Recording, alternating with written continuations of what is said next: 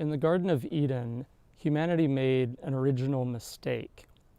So whenever God created humans, he created us in his image and likeness, as it says in Genesis 1:26, so that we would have dominion over the whole earth and over all the animals.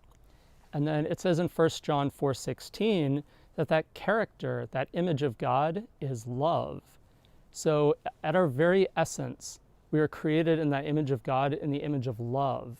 And so when he says, have dominion over all the animals, have dominion over the whole earth, that dominion is the image of love. And so then there's this serpent, right? And so in Genesis 2:17, the serpent tries to deceive humanity into disobeying something that God said to do.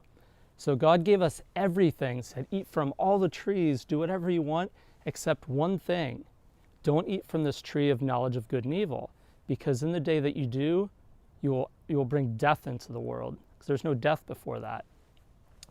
And so when Adam and Eve had this temptation, and the serpent was like, do it, you will become like God.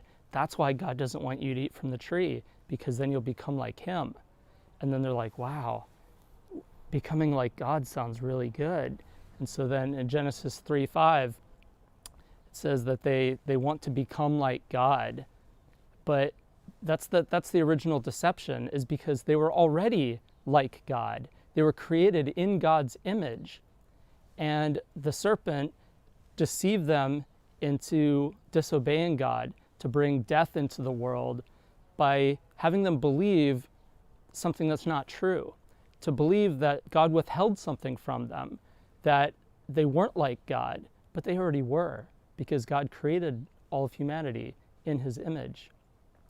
And so that deception that happened in Eden, that gave rise to all these problems that we see in the world today.